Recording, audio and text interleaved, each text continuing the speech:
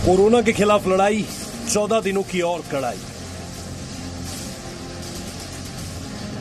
हिंदुस्तान के हर नागरिक को बचाने के लिए, आपको बचाने के लिए घरों से बाहर निकलने पर पूरी तरह पाबंदी लगाई जा रही है। लॉकडाउन 3.0 से कोरोना को खत्म करने की कोशिश।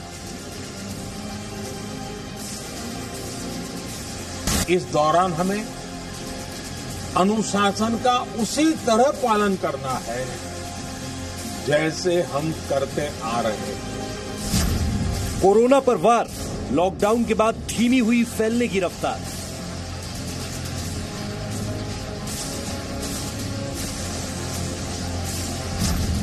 कोरोना को हराने के लिए लॉकडाउन 3.0।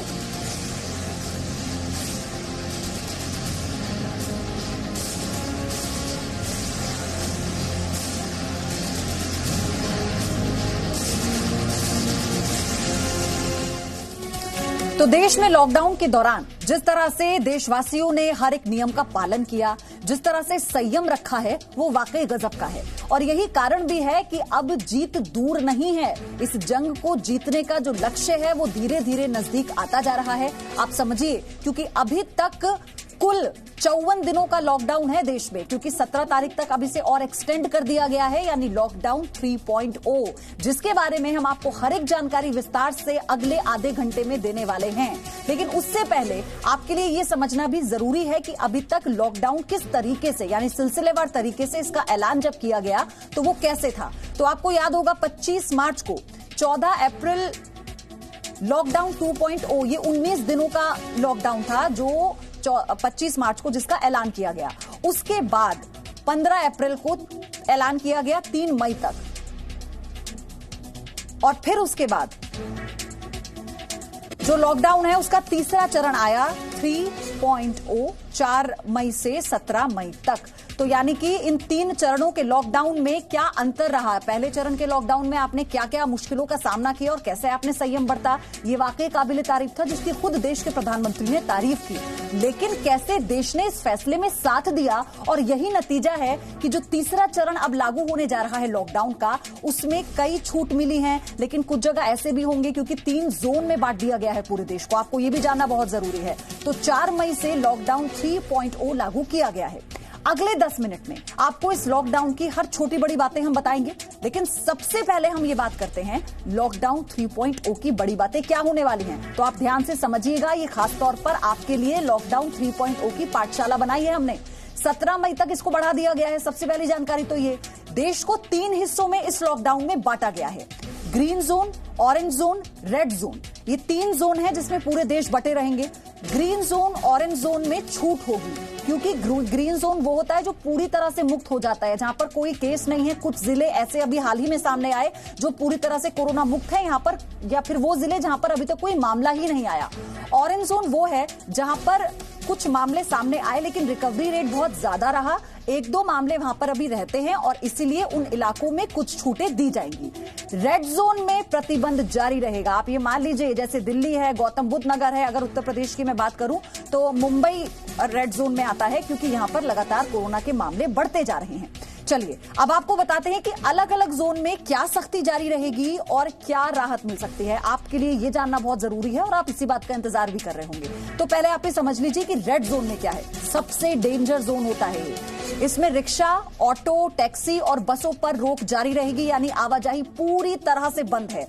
रिहायशी इलाकों में दुकानें खुली रहेंगी, क्योंकि वहां पर यह रियायत पहले से दी गई है। Warehouse, private security services को इजाजत दी गई है। जरूरी सामानों को बनाने वाली यूनिट खुल सकेंगी। ये प्रोडक्टिविटी के लिहाज से बहुत महत्वपूर्ण है, इसीलिए इसे इजाजत मिली है। IT company, call centre, cold storage खुल सकेंगे।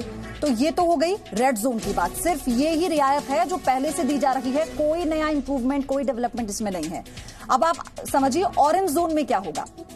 तो पहली बात जो ऑरेंज जोन में है, लॉकडाउन के दौरान सशर्त राहत दी गई है। शर्तों के साथ आपको पालन करना होगा, वरना राहत वापस ली जा सकती है। यह भी एडवाइजरी में एक पॉइंट है। अगर किसी भी नियम का उल्लंघन आप करते पाए गए तो जो आपको राहत मिलने वाली है ना, वो वापस हो जाएगी तुरंत। कैब में ड्राइवर और 2 सवारी यात्रा कर पाएंगे, यानी आप ड्राइवर आगे और सवारी पीछे बैठकर यात्रा करने की सुविधा आपको ऑरेंज जोन वाले इलाकों में मिलेगी। अपनी गाड़ियों से एक जिले से दूसरे जिले आप जा पाएंगे। शर्तों के साथ कम संक्रमण वाले इलाकों में दुकानें खुलेंगी। प्राइवेट कार में ड्राइवर और 2 लोग यात्रा कर पाएंगे। अब आते हैं ग्रीन जोन पर। ग्रीन जोन में क्या होगा? सबसे सेफ जोन हालांकि इसे माना जाता है। ग्रीन जोन में सोशल डिस्टेंसिंग के साथ सभी तरह की दुकानें यहां पर खुल सकती हैं। फैक्ट्रियां, दुकानों, छोटे मोटे उद्योगों को खोलने की मंजूरी मिल चुकी है। आधी सवारी की शर्तों के साथ बस यहां पर चल सकती है। अल्कोहल, पान, गुटखा भी दुकानों पर मिलेंगे, यानी इनकी दुकानें खुली रहेंगी। शादी में 50 और अंतिम संस्कार में 20 लोग जा सकते हैं। तो इस तरह की राहत ग्रीन जोन में जो इलाके आते हैं वहां पर दी जाएगी। लेकिन लॉकडाउन 3.0 में एक जानकारी बेहद अहम है। वो ये है कि कुछ सेवाएं जो पहले लॉकडाउन से बंद थी वो अभी भी जारी रहेंगी। और वो सेवाएं कौन सी हैं, आपको ये अब हम बताते हैं। पहली सेवा यह है कि हवाई यात्रा इसमें बंद रहेगी, जो पहले दिन से बंद है, यानी जब से लॉकडाउन शुरू हुआ है तब से बंद है। ट्रेनें इसमें बंद रहेंगी, आवाजाही पूरी तरह से बंद है। मेट्रो की सेवा बंद है। कोई अभी ऐसा ऑर्डर नहीं है, एडवाइजरी नहीं है कि कुछ इलाकों की मेट्रो सेवा बहाल कर दी जाए। अंतर्राज्यीय बस सेवा भी बंद रहेगी, मतलब बॉर्डर क्रॉस करने वाली जो बसों की सेवा है वो बंद है। स्कूल, कॉलेजेस बंद रहेंगे।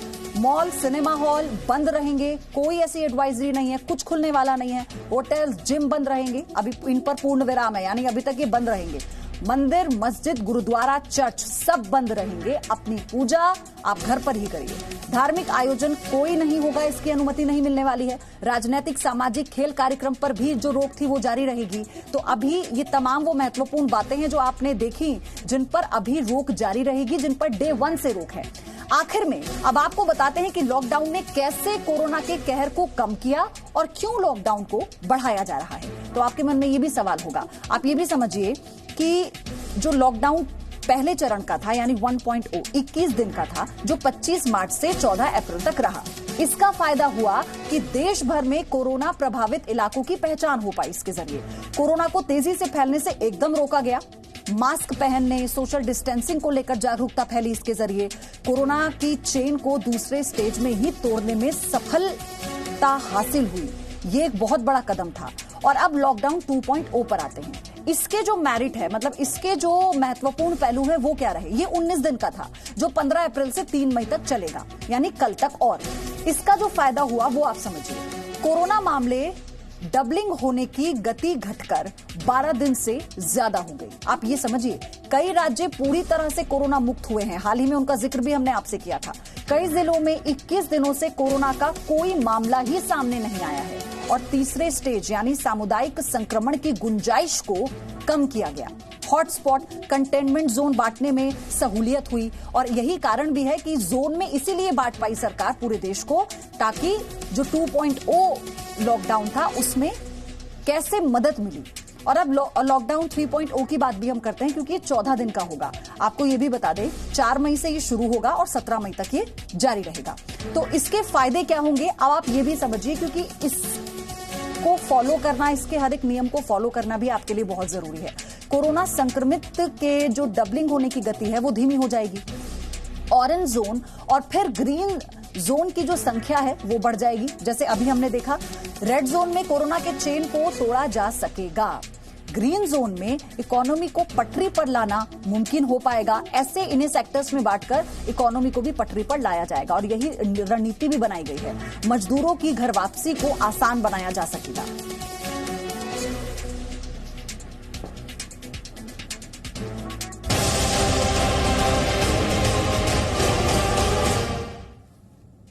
और चलिए अब आगे बढ़ते हैं। जम्मू कश्मीर के रामपुर सेक्टर में सीज फायर का उल्लंघन किया गया है। इसमें 2 जवान शहीद हो गए। ये एक बड़ी जानकारी आपको दे दें।